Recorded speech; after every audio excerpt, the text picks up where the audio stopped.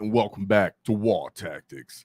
Today we're going to talk about the Pariah Nexus Missions being announced, the upcoming field manual, point changes, and all things Orky. What is coming to the Great WAAAGH? Well, it seems like a Pariah Nexus is coming. Now, boys, if you've been under a rock or just been a busy lad, GW has announced that they're going to give us a whole bundle of changes going into the edition for the pretty much first time this year. It's going to be quite impactful, quite magnificent. We love to see a kind of change that impacts everybody across the board. But how does this apply to the boys in the wall? So from what we know, we'll talk about it today. Clear out some of the things that you heard in case you just kind of watched the video and it went too fast for you and you didn't catch everything. We'll try to extrapolate on things that actually apply to us and what we might to expect. Talk about possible point changes, slight predictions, not too deeply into that. And why I'm pretty hopeful for this, as you all should be too. So now it's time for the upcoming Pariah. All you guys in the chat, be sure to interact as I'm reading this live, and I will be interacting with you gits in case I miss anything or you have any questions. But like Merca says, Orcs will be number one. So what's happening? What's going on? Some of the things that were announced as to what's going to be changing in this Pariah Nexus. The missions. If you've been new, say you're new to 40k, this is your first edition, you don't know what's happening, periodically the missions change. GW announces new things to mix up the flavor, but also because they find that maybe it's lacking in the intent of what they have. For example, one thing I can predict, and I am very sure of now, is deploy servo skulls is no longer a mission anymore. They announced they're going to have new missions. So let's get into things like that.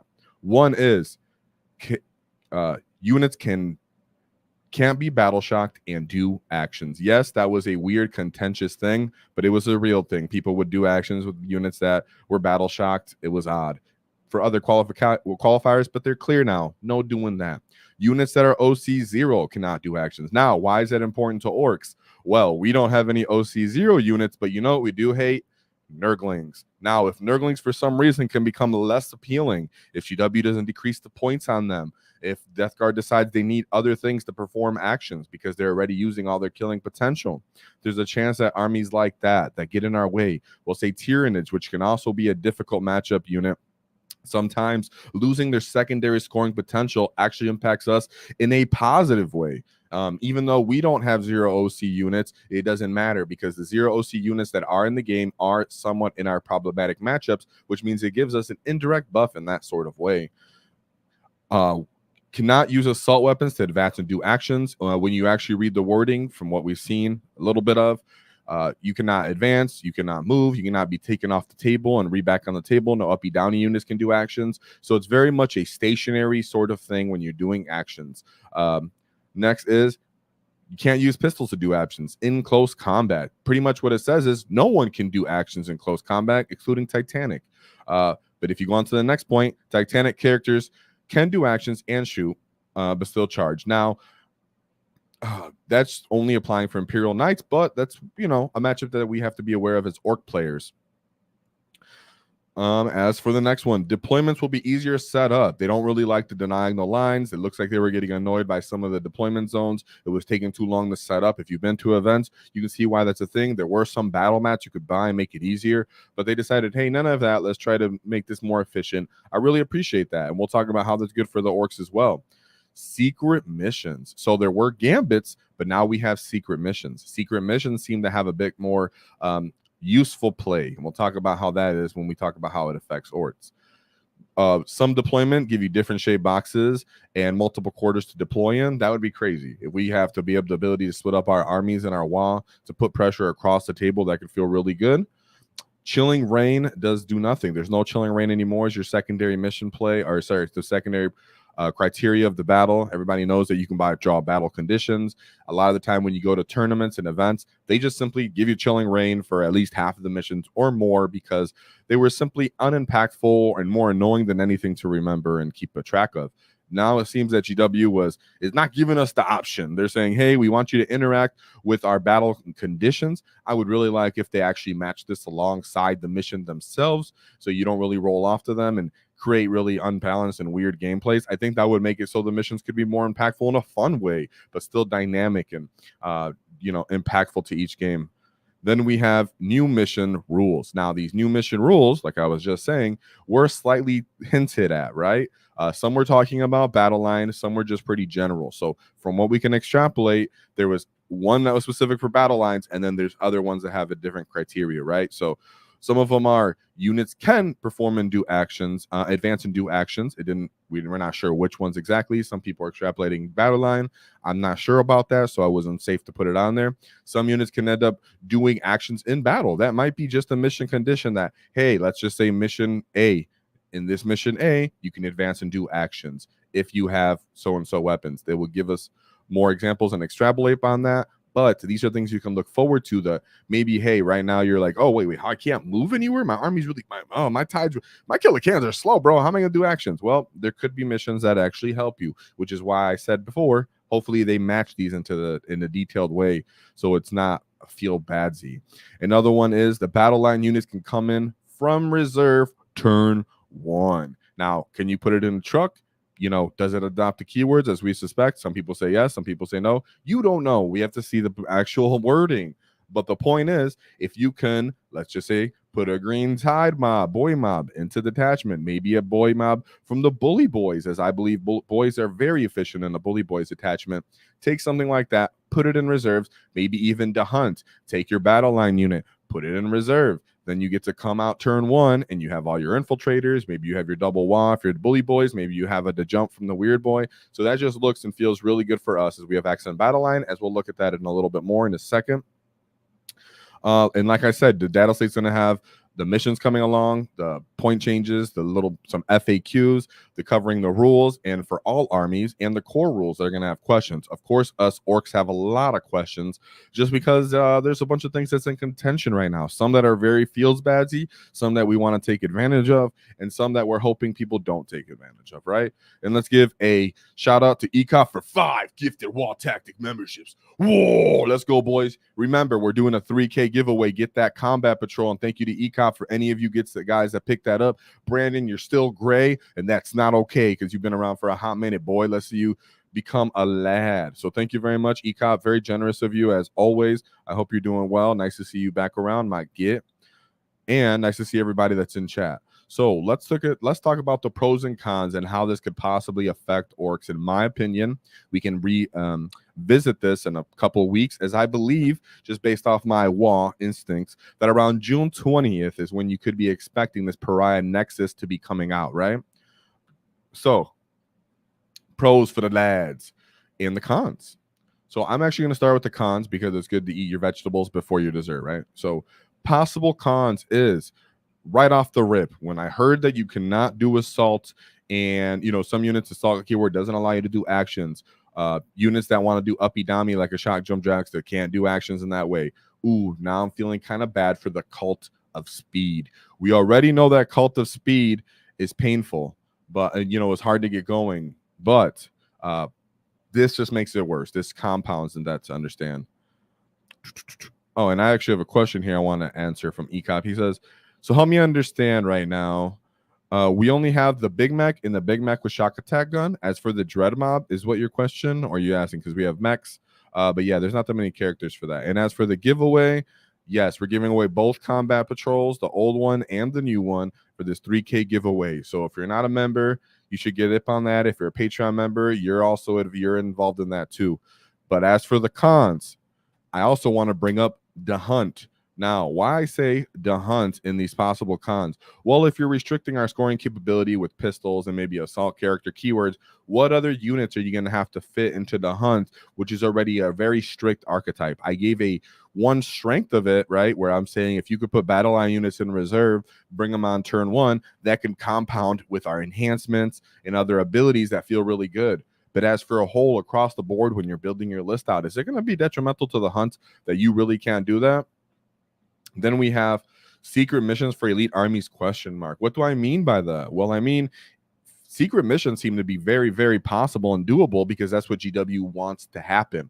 The opponent will also be able to incorporate this into their list as a plan B, a last resort, and subjectively speaking, a counter to what would be a counter to their army. So if it's a very elite army that doesn't have the tools, the volume to deal with something like a green tide, they would build this into their army, knowing that they can have to go for a secret mission. They can practice that into their elite army and go, well, if I kill 70% of this green tide list, I can, let's say, we don't know exactly what the secret mission is, but let's say secret mission is Warlord gets into enemy home objective by turn 5 with multiple units. Let's say it says 2x2 units plus Warlord, right? And that's the secret mission. Well, then an elite player can go, well, I will throttle on this side of the table, kill 70% of your army. You could be up on points as a green tide player. That's your whole sort of play, is to out attrition your enemy. Well, they could build the secret mission into a counter into you as an orc player. And that's something that we might have to foresee, as even though we're excited about our battle line, elite armies might be given a way out. There might be given a way into the game that people can just be more killy. And I don't really know how I feel about that, just because I don't know the secret missions yet. I'm just putting it up in the air that as an orc player, you must understand that it's not always going to be just the attrition now anymore, because very elite mobile armies that don't want to go toe-to-toe for you on primary mission have a way out with these secret missions. That very much seems to be the intent. So something like Dark Eldar, let's say just Space Marines, maybe even CSM, armies that typically you would say, I stand here for 3 turns. Now they can say, well, I will just worry about killing you. I brought all the killing, and then I will do my I will do my secret mission. You won't know what it is. And then boom, I've actually turned the game around. I've won by 5 points. I hard countered your counter. So be aware of that as an orc player. When you're looking at these secret missions, you might need to know them at the back of your hand, not because you're looking to do them, but because you know that the enemy might innately do them just because you counter them based off pure stat line per stat line, meaning they will go for kills instead and try to just play cagey with you. Then, well, another con is, because we know it's going to come with point changes and FAQs, with these point changes, with the orcs being at a current 55% win rate, you can expect some sort of nerfs on your orcs. I will elaborate on that after we go over the pros, but do not be afraid. Do not be scared. Don't be doom and gloom, as GW seems to be a little bit more chill about that, and I'll explain further. But these are the cons that I can see just starting off right now for you to keep in the back of your head as an orc player. Something like your bikers, right? If you like bikers, and bikers were a good alternative to the Storm Boys, now them losing the assault capabilities, we'll say, means Storm Boys have increased in value. So you very much know now what you're a little bit more limited to on scoring potential units.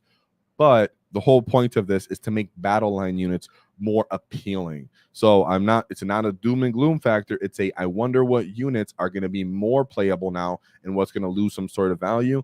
And it just seems Cult of Speed is definitely going to be one of those detachments, and the units within it that are going to suffer.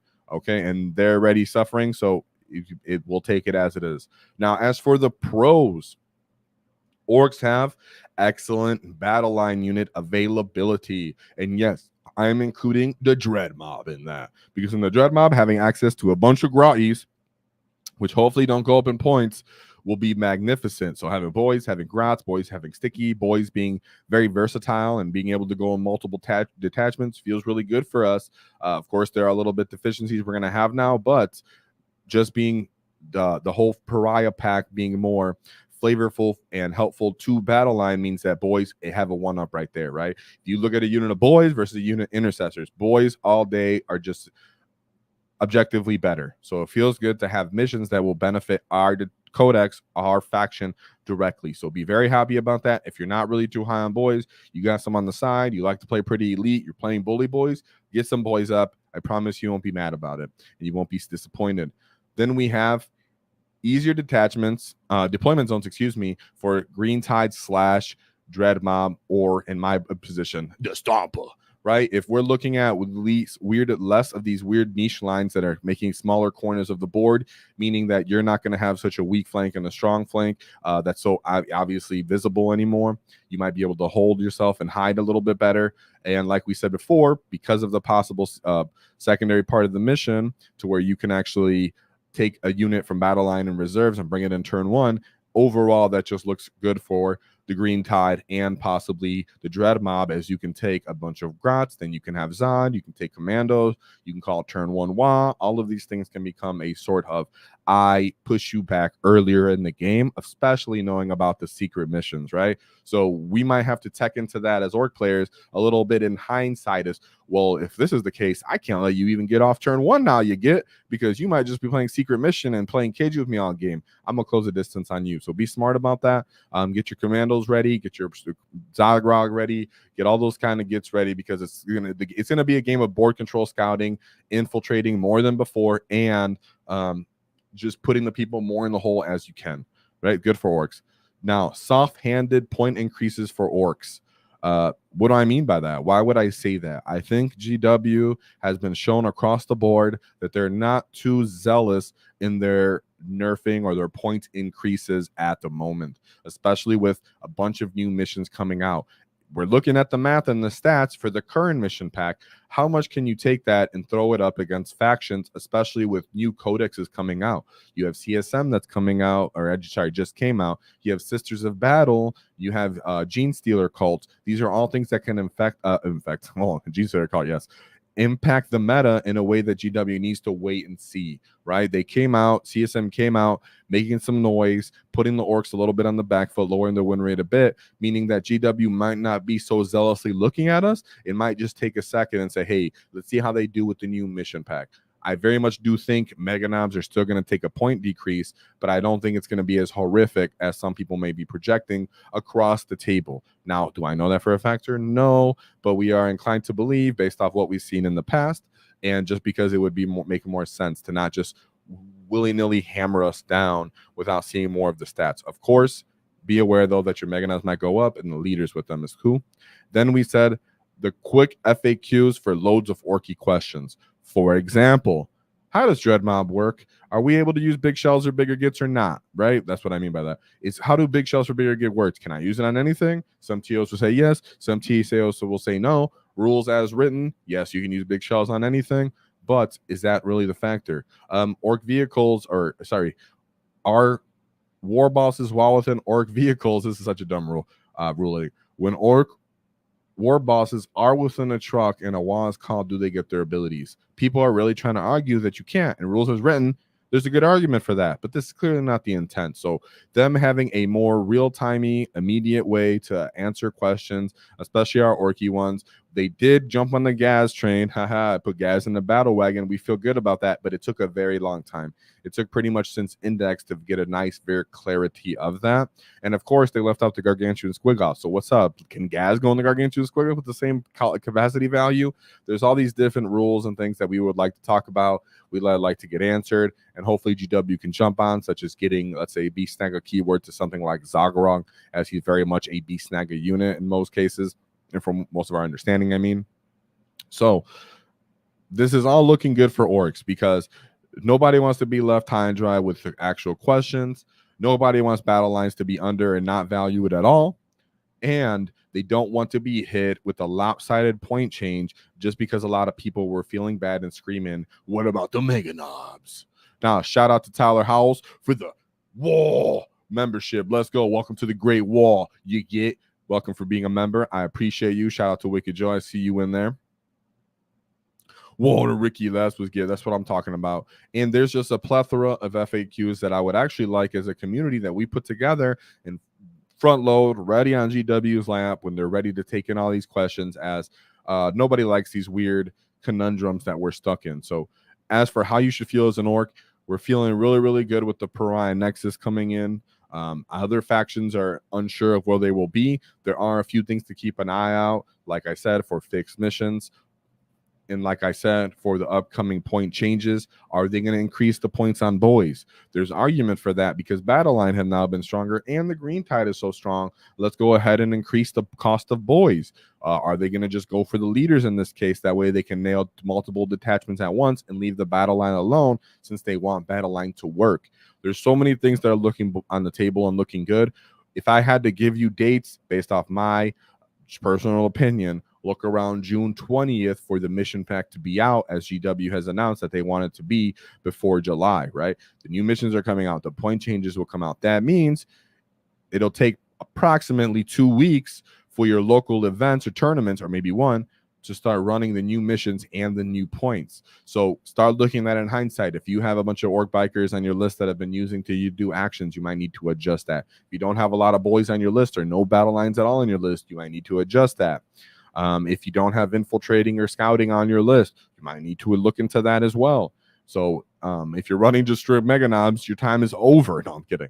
And if you are running full mega knobs as Bully Boyz, I strongly suggest sticking to mobs of boys as a counterbalance to that, making combos and plays like that, and even maybe some commando bombs. So Orcs are doing great. We're feeling good. If you guys have any questions or comments in the chats, be sure to leave them. I see you guys get your last minute comments in, as we're here for a quick one today, as we're in a nice state of being in the game, but we're up in the air. Of course, after this comes out, I'll be making how to play Green Tide videos, how to play Dreadmod videos. We're going to revisit all of those questions because now we have new missions. If you wonder why I hadn't done those, this is for that reason, because I am gifted with the WAAAGH energy, meaning that I knew these mission packs are coming out very soon, and I didn't want those videos to be outdated within 3 weeks or a month of them coming out. So we're going to hit them again. Even though everybody else already hit them once, ours will be brand new flavor for you with a new mission pack, so you guys can be ready for the rise of the Green Tide and the Great WAAAGH as a whole. So strap in, lads, get your choppers out and get your big guns ready, get your big shooters, get your rockets. Looters are on the way. I'm very hopeful and happy for the Great WAAAGH. Thank you for everybody that's here. Remember, we have our competition painting video. We have our 3K giveaway for multiple battle combat patrols. We are looking to make our own version of bat reps, and we're looking to do lore videos. So be sure to join our Discord, help spread the WAAAGH, help get that WAAAGH energy up, as there's so much things to come. Even though we're called WAAAGH Tactics, we cover all things related to the WAAAGH, not simply the game of 40K. So help us in expanding that. We'll be sure to do great for you. And just remember that there's always one thing to keep in mind, is don't cross our wall, because we knock your teeth out. Whoa!